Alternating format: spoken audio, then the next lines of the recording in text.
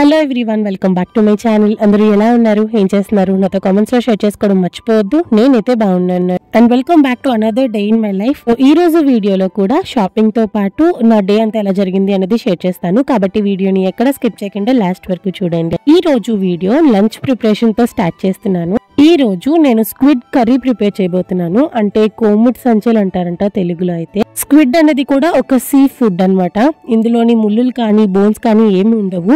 Squid చూడడానికి octopus లా ఉంటుంది. And non veg తినలేని వాళ్ళు ఎవరైనా ఉంటే కనుక ప్లీజ్ ఈ వీడియోలో ఒక 2 to 3 minutes వరకు వీడియోని స్కిప్ చేసేయండి. ఆ తర్వాత నుంచి continue watch. Okay, now coming back in to cooking. ఇక్కడైతే నేను స్క్విడ్ కర్రీ నా లైఫ్ లోనే ఫస్ట్ టైం ప్రిపేర్ చేస్తున్నానని చెప్పాలి. బట్ ఈ కర్రీ నేను చిన్నప్పుడు ఒకసారి టేస్ట్ చేశాను. అది కూడా మా పెద్దమ్మ చేసి పెట్టింది. అండ్ ఐ స్టిల్ రిమెంబర్, మా పెద్దమ్మ ఈ కర్రీ నాకు తినిపించేటప్పుడు నేను సీ ఫుడ్ అంటే ఎక్కడ తినడం మానేస్తానేమో అని ఈ కర్రీ చికెన్ కర్రీ అని చెప్పింది. సో మంచిగా అన్నం అంతా తినేసాను. ఆ తర్వాత లాస్ట్ లో చెప్పింది అనమాట, ఇది కూడా ఒక సీ ఫుడ్, కోముట్ సంచులు అంటారు దీన్ని అని. ఇంకా అలా చిన్నప్పుడు ఒకసారి టేస్ట్ చేశాను. బట్ వన్ డే ప్రాసెస్ ఏంటి అనేది నాకు కూడా తెలియదు. డాడీ కోముట్ సంచులు తీసుకొచ్చారని చెప్పగానే నాకు మా పెద్దమ్మ చెప్పిన మాట గుర్తొచ్చింది. అంటే అప్పుడు చెప్పింది కదా, ఇది చికెన్ కర్రీ లానే ప్రిపేర్ చేస్తారు, సేమ్ చికెన్ కర్రీ లాగానే ఉంటుంది అని. ఇంకా ఈ రోజు ఈ స్క్విడ్ కర్రీ కూడా నేను చికెన్ కర్రీ ఎలా ప్రిపేర్ చేస్తానో అలానే చేద్దాం అనుకుంటున్నాను. ఫస్ట్ అయితే స్టవ్ ఆన్ చేసుకుని బాండి పెట్టి అందులో కొంచెం ఆయిల్ యాడ్ చేయాలి. ఆయిల్ కొంచెం బాగా వేడైన తర్వాత ఆవాలు, జీలకర్ర యాడ్ చేసుకోవాలి. అండ్ ఈ కర్రీ కోసం నేను ఒక పేస్ట్ లాగా ప్రిపేర్ చేసుకున్నాను. అది ఎలా చేశానంటే 2 tomatoes and 2 onions along with ginger, garlic ఇవన్నీ కలిపి పేస్ట్ చేశాను.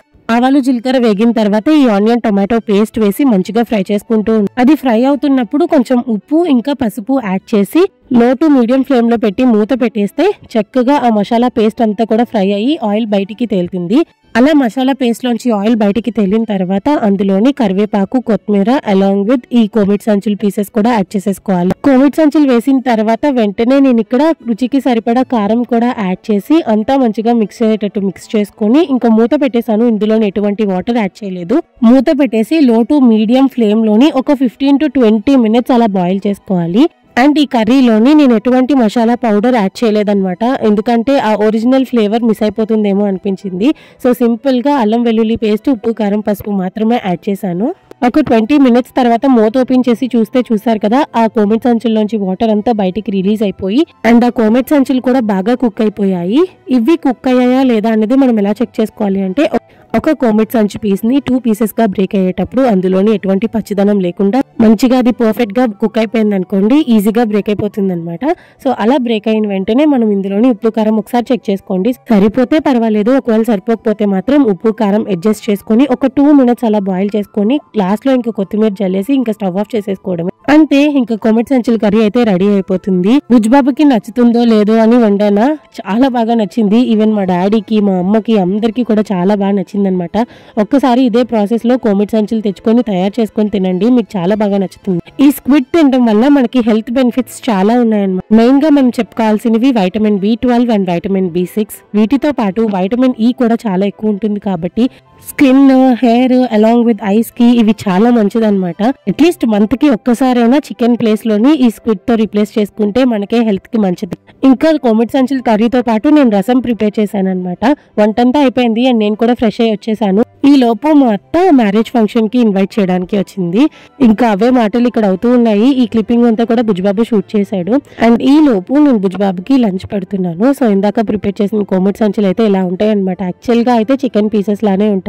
కోమిట్ సంచుల్లో అడ్వాంటేజ్ ఏంటో తెలుసా? ఇంకా చికెన్ లో కనీసం దుమ్ములేనా ఉంటాయేమో, కానీ కోమిట్ సంచుల్లో దుమ్ము కాదు కదా, ముళ్ళు కాదు కదా, ఏది ఉండదు.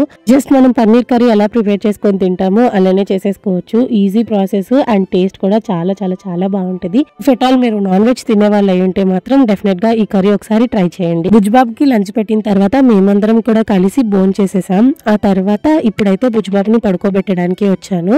అండ్ వాడి చేతికి రాఖీ ఎవరు కట్టారో తెలుసా? వాళ్ళ స్కూల్ టీచర్ కట్టారంట. చాలా హ్యాపీ అయిపోయాడు, మమ్మీ నాకు స్కూల్ టీచర్ రాఖీ కట్టారు, నేను తనకి గిఫ్ట్ తీసుకెళ్తాను అది ఇది అని చెప్పి. అండ్ నెక్స్ట్ నేను మీ అందరికీ ఒక చిన్న టిప్ చెప్దాం అనుకుంటున్నాను. అదేంటి అంటే, పిల్లలకి కానీ పెద్దవాళ్ళకి కానీ జలుబు చేసింది అంటే లైక్ కోల్డ్ వచ్చింది అంటే మాత్రం మీరు డెఫినెట్ గా చేయాల్సిన ఒక పని ఏంటి అంటే మసాజ్. సో మసాజ్ చేసుకుంటే చాలా రిలీఫ్ గా అనిపిస్తుంది. జలుబు చేసింది అంటే తలంతా భారంగా ఉండడం, కళ్ళు అయితే నొప్పులుగా నిద్ర వచ్చేటట్టు అలా ఉంటాయి కదా, అవన్నీ రిలీఫ్ ఇవ్వాలి అంటే మాత్రం మీరు డెఫినెట్ గా మసాజ్ చేసుకోండి. పిల్లలకైతే మాత్రం కంపల్సరీ అలా మీ ఒళ్ళో పడుకోబెట్టుకొని మంచిగా మసాజ్ చేయండి. బుజ్బాబు పుట్టక ముందు అత్తయ్యకి ఏమైనా హెల్త్ బాగాలేదు అన్నప్పుడు నేను ఇలా మసాజ్ చేసేదాన్ని. But over the period of time నేను ఇలా మర్చిపోయాను. బట్ మొన్న నాకు హెల్త్ బాగాలేదు కదా, నాకు నార్మల్ అవుతుంది అన్న టైంకి బుజ్బాబుకి కోల్డ్ స్టార్ట్ అయిపోయింది. నేనేమంటే వెంటనే మెడిసిన్ కాకుండా న్యాచురల్ గా హోమ్ రెమెడీస్ ఏమైనా ఉంటే అవి ట్రై చేద్దాము, ఒకవేళ అంతకీ తగ్గకపోతే మెడిసిన్ వేద్దాము అనుకున్నాను. హోమ్ రెమెడీస్ కోసం సర్చ్ చేస్తూ ఉన్నప్పుడు ఇలా మసాజ్ చేసినా మంచి రిలీఫ్ ఉంటుందని తెలిసింది. ఇంకప్పుడు గుర్తొచ్చింది, ఇంతకు ముందు అత్తయ్యకి కూడా ఇలా చేసున్నాను, ఇప్పుడు బుజ్బాబుకి కూడా చేద్దాం, మంచి రిలీఫ్ ఉంటుంది కదా అని చెప్పి ఫస్ట్ వాడిని పిలిచి ఇలా మంచిగా ఒళ్ళో పడుకోబెట్టించుకున్నాను. ఇంకా మసాజ్ చేయడం స్టార్ట్ చేశాను. ఎలా అంటే ముక్కు చుట్టూ మసాజ్ చేశాను, ఐస్ చుట్టూ మసాజ్ చేశాను, ఇంకా ఐబ్రోస్ దగ్గర అండ్ మెయిన్ గా ఫోర్ హెడ్ దగ్గర కూడా మంచిగా మసాజ్ చేశాను. And what I observed is వాడికి అప్పుడు దాకా ఫుల్ బ్లాక్డ్ నోజ్ ఉండే అనమాట. వన్స్ నేను ఇలా మసాజ్ చేసిన దగ్గర నుంచి వాడికి ఆ బ్లాక్ నోజ్ అంతా కూడా క్లియర్ అయ్యి అండ్ ఆ స్టిక్కీ పార్ట్ అంతా కూడా బయటికి వచ్చేసింది. వాడు చాలా ఫ్రీ అయ్యాడు. వాడికి మసాజ్ అయితే ఇంత మంచిగా హెల్ప్ అయింది. ఇంకా వన్స్ మసాజ్ చేసి వాడి ముక్కంతా కూడా క్లియర్ చేసిన తర్వాత ఇక్కడైతే నేను వాడికి శాస్త్రీ బామ్ అప్లై చేస్తూ ఉన్నాను.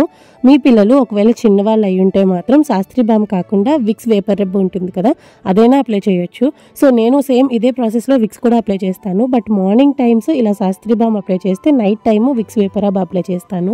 అండ్ చెప్పడం మర్చిపోయాను, మసాజ్ చేసేటప్పుడు నేను ఎటువంటి ఆయిల్ ఏమీ యూజ్ చేయలేదు. జస్ట్ నా ఫింగర్స్ తోని అలా మసాజ్ చేశాను. బుజ్బాబుకి శాస్త్రీ బామ్ నేను ఎలా అప్లై చేస్తానంటే వాడిని కొంచెం బుర్ర పైకి ఎత్తమని చెప్పి నెక్ దగ్గర నుంచి స్టార్ట్ చేస్తే చెస్ట్ కింద వరకు కూడా మంచిగా ఆ రెస్పిరేటరీ ఏరియా అంతా కూడా శాస్త్రీ బామ్ అప్లై చేస్తాను. అలా అప్లై చేసిన తర్వాత వెనక్కి తిరగమని చెప్పి బ్యాక్ బోన్ దగ్గర కూడా ఇలా మంచిగా చూసారు కదా, ఇదంతా కూడా శాస్త్రీ బామ్ అప్లై చేస్తాను.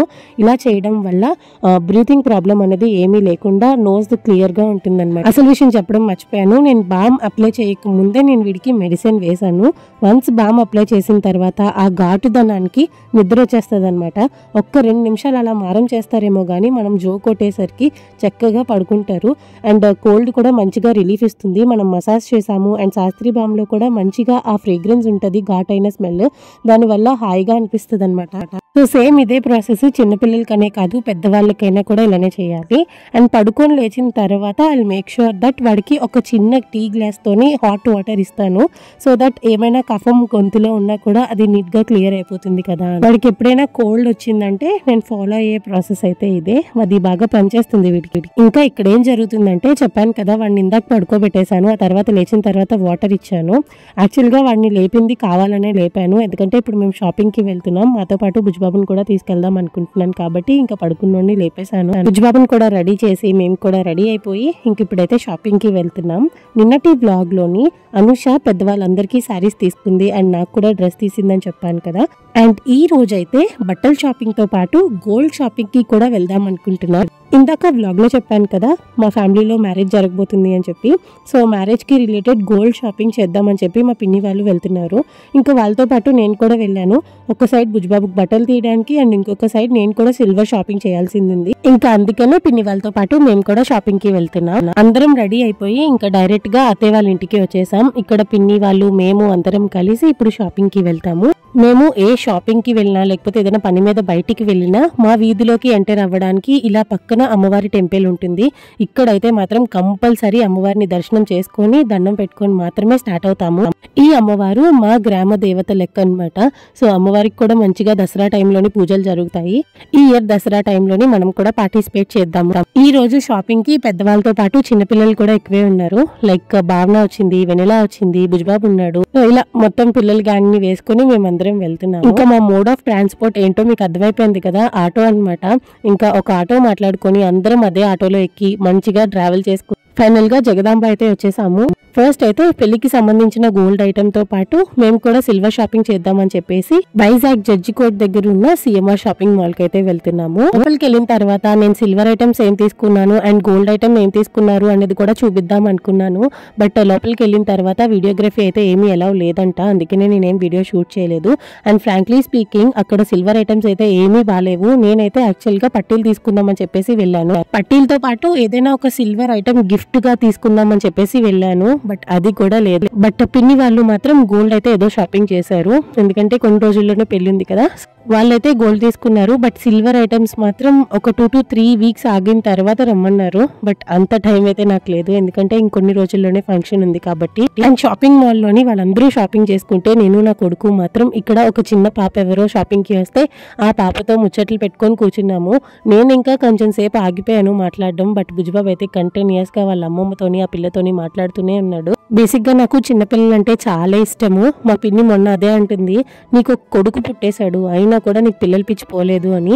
సేమ్ ఈ విషయంలోని నా రిప్లికా బుజ్జిబాబు, వాడికైతే పిల్లలు అంటే చాలా ఇష్టం. ఒక్కొక్కసారి వీడు పెద్దవాళ్ళ అయిపోయి పిల్లల్ని అయితే ఇంకా చిన్నపిల్లల్లా చూసుకుంటూ ఉంటాడు, చాలా కేరింగ్. గోల్డ్ షాపింగ్ అయిపోయిన తర్వాత సిఎంఆర్ లోనే నార్మల్ గా క్లోతింగ్ చూద్దాం అనుకున్నాము, బట్ అక్కడ హై కాస్ట్ ఉండడం వల్ల మేము మళ్ళీ మా ఫేమస్ షాపింగ్ అడ్డా దగ్గరికి వచ్చేసాం, RK family store and lucky shopping mall.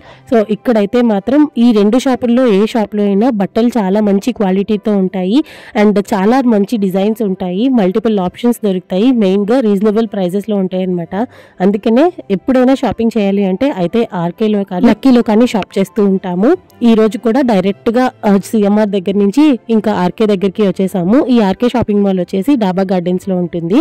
ఇంక ఇక్కడికి వచ్చిన తర్వాత మేము 2 parts గా డివైడ్ అయ్యాము. ఒకళ్ళు వచ్చేసి ఆర్కే ఫ్యామిలీ స్టోర్ లోకి వెళ్తున్నాం అండ్ ఇంకొకళ్ళు వచ్చేసి లక్కీ షాపింగ్ మాల్ లోకి వెళ్తున్నాం. సో నేనైతే ఆర్కేలోకి వెళ్తున్నాను, భావన వాళ్ళు లక్కీలోకి వెళ్తున్నారు అనమాట. ఎందుకంటే నేను లక్కీలోని ఆల్రెడీ బుజ్జిబాబుకి షర్ట్స్ చూశాను, బట్ అక్కడ పెద్దగా మోడల్స్ ఏమీ లేవు, అందుకనే ఈసారి ఆర్కేలోకి వెళ్తున్నాను. సో ఇక్కడ ఆర్కేలో షాపింగ్ అయిపోయిన తర్వాత మేము డైరెక్ట్ గా ఇంటికి వెళ్ళిపోయాము. భావన వాళ్ళ కోసం వెయిట్ చేయలేదు, యాక్చువల్గా భావన వాళ్ళ దగ్గర మా పిన్ని వాళ్ళు ఉన్నారు కాబట్టి వాళ్ళందరూ కలిసి వచ్చేస్తారు. ఏమంటే అప్పటికి టైం 6:30 అలా అయిపోతుంది, అమ్మ వాళ్ళు ఒక ఫంక్షన్ కి వెళ్ళాలి అండ్ మేము కూడా నాకు ఆఫీస్ ఉంది కదా, సో ఇంకా అందుకనే లేట్ అయిపోతుందని వచ్చేసాను. ఇంటికి వచ్చిన తర్వాత నైట్ డిన్నర్ లోకి నేను ఇంకా వంట ఏమీ చేయలేదు, జస్ట్ డాడీకి చికెన్ బిర్యానీ తెచ్చేయమని చెప్పాను అనమాట. సో డాడీ చికెన్ బిర్యానీ తీసుకొచ్చేసారు. వీళ్ళు ఫంక్షన్ కి వెళ్దాం అనుకున్నారు అమ్మ డాడీ, బట్ అప్పటికి టైం 7:30 అలా అయిపోతుంది, ఇంకా వెళ్ళి వచ్చేసరికి లేట్ నైట్ అయిపోతుంది అని చెప్పేసి వీళ్ళు కూడా ఇంకా డ్రాప్ అయిపోయారు. అండ్ నేను ఈ మధ్య రివ్యూస్ కూడా ఎక్కువ చేస్తున్నాను షార్ట్స్ లోని, మీరు ఎవరైనా అబ్జర్వ్ చేస్తుంటే తెలుస్తుంది. సో రివ్యూస్ లోని ఈ వీడియో కూడా షేర్ చేసుకుంటాను, అంటే ఈ చికెన్ బిర్యానీ ఎక్కడ తీసుకొచ్చాను ఏంటి అని. ఇంకా అందరం కలిసి మంచిగా చికెన్ బిర్యానీ తినేసిన తర్వాత మజ్జిగ తాగేసి ఇప్పుడైతే బుజ్జిబాబుకి మళ్ళీ మెడిసిన్ వేసి వాడిని పడుకోబెడుతున్నాను. ఇంకా పడుకునే ముందు విక్స్ వేపర్ అప్లై చేస్తూ ఉన్నాను అనమాట. సేమ్ మార్నింగ్ ఎలా అప్లై చేశాను అలానే అప్లై చేశాను. వీడిని పడుకోబెట్టేసిన తర్వాత మళ్ళీ నేను నా వర్క్ లాగిన్ అయిపోవాలి. సో నా డే అయితే ఇలా జరిగిందండి. ఈ వ్లాగ్ని నేను ఇక్కడితోనే ఎండ్ చేద్దాం అనుకుంటున్నాను అండ్ ఐ హోప్ మీకు ఈ వీడియో నచ్చిందని అనుకుంటున్నా. మీకు కనుక ఈ వీడియో నచ్చినట్టయితే లైక్ చేయండి, మీ ఫ్రెండ్స్ అండ్ ఫ్యామిలీకి షేర్ చేయండి. అండ్ మీరు ఇంకా మన ఛానల్ని సబ్స్క్రైబ్ చేసుకోలేదు అంటే వెంటనే వెళ్ళి సబ్స్క్రైబ్ చేసుకొని పక్కనే ఉన్న బెల్ ఐకాన్లోని ఆల్ ఆప్షన్ కనుక క్లిక్ చేసినట్టయితే నేను ప్రతిరోజు పెట్టే వీడియో నోటిఫికేషన్స్ అన్ని మీ వరకు వచ్చేస్తాయి. సో దట్ నా ఫర్దర్ వీడియో నోటిఫికేషన్స్ అన్ని మీరు మిస్ అవ్వకుండా హ్యాపీగా చూసేయచ్చు. షాపింగ్ ఇక్కడితో అయిపోయింది అనుకుంటున్నారా? కాదండి, ఇంకా షాపింగ్ ఉంది. సో రేపటి వీడియోలో మేము షాపింగ్ ఏం చేసాము ఏంటి అనేది డెఫినెట్ గా షేర్ చేసుకుంటాను. అండ్ నెక్స్ట్ అన్ని కూడా చాలా మంచి ఫ్యామిలీ బ్లాగ్స్ తో పాటు కొన్ని ఫంక్షన్ బ్లాగ్స్ కూడా రాబోతున్నాయి. So stay tune to our channel. So yes guys, చూసారు కదండి, ఇది ఇవాల్టి వీడియో. మళ్ళీ రేపు ఇంకొక మంచి వీడియోతో మీ ముందుంటాను. Once again thank you all so much watching till the end and I will see you all in my next video. Until then, take care. Bye bye.